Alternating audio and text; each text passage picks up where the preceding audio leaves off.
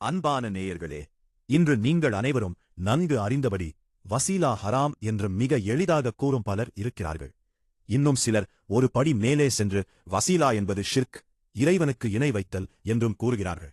உண்மையில் அவர்கள் வசீலா என்பதன் வரைவிலக்கணத்தை டெஃபினிஷன் சரியாக புரிந்து கொள்ளவில்லை. வசீலா என்றால் என்ன?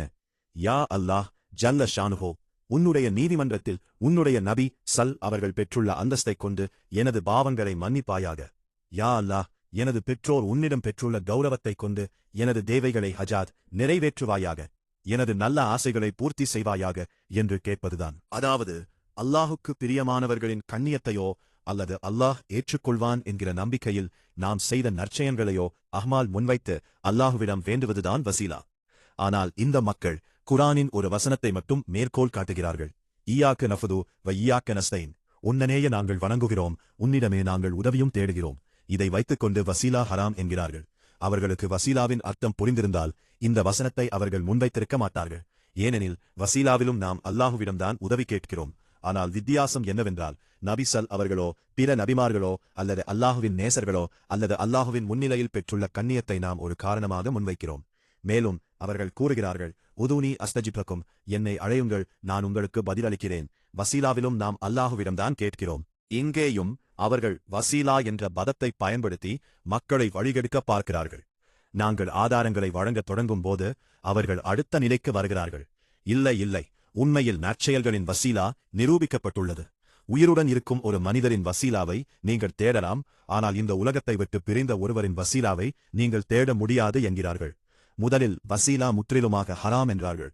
ஆதாரங்கள் கொடுத்த பிறகு, இல்லை, நற்செயல்கள் மற்றும் உயிருடன் இருப்பவர்களின் வசீலா கூடும், ஆனால் இறந்தவர்களின் வசீலா ஹராம் என்கிறார்கள். இதற்கு ஆதாரமாக அவர்கள் ஹஜ்ரத் உமர் இப்னு கத்தாப் ரஜி அவர்களின் ஒரு ஹதீஸை மட்டுமே பிடித்துக் கொள்கிறார்கள். யா அல்லாஹ், வறட்சி காலங்களில் நாங்கள் உனது நபியின் வசீலாவை முன்வைத்து வந்தோம். இப்போது உனது நபியின் சிறிய தந்தை ஹஜ்ரத் அப்பாஸ் ரஜி அவர்களின் வசீலாவை முன்வைக்கிறோம்.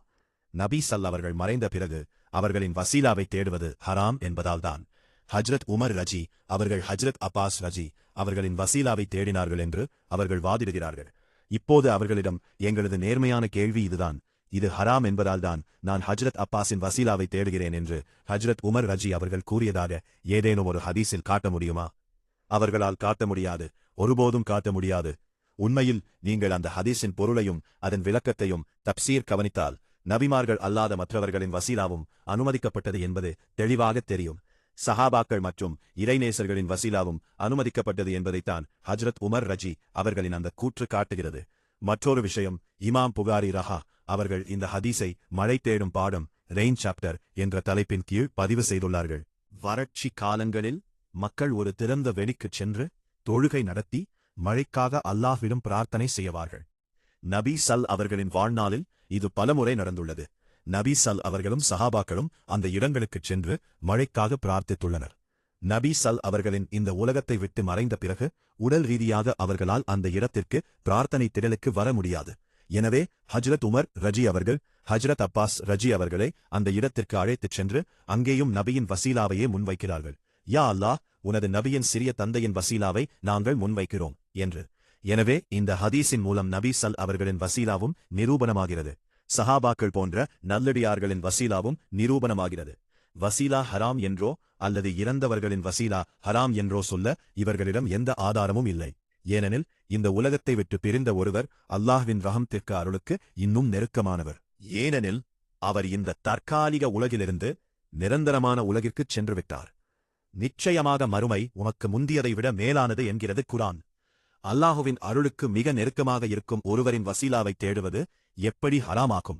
உண்மையில் இந்த மக்கள் நபி அவர்கள் மீதான உண்மையான அன்பிற்கு எதிரானவர்கள், சஹாபாக்களின் நடைமுறைக்கு எதிரானவர்கள். எனவேதான் அந்த நடைமுறைகளிலிருந்து நம்மையும் விலக்கி வைக்க நினைக்கிறார்கள். சுருக்கமாகச் சொன்னால், இவர்கள் கொள்கைகளில் புதுமைகளை பிதாத்து புகுத்துபவர்கள். இவர்களிடமிருந்து நாம் விலகி இருக்க வேண்டும்.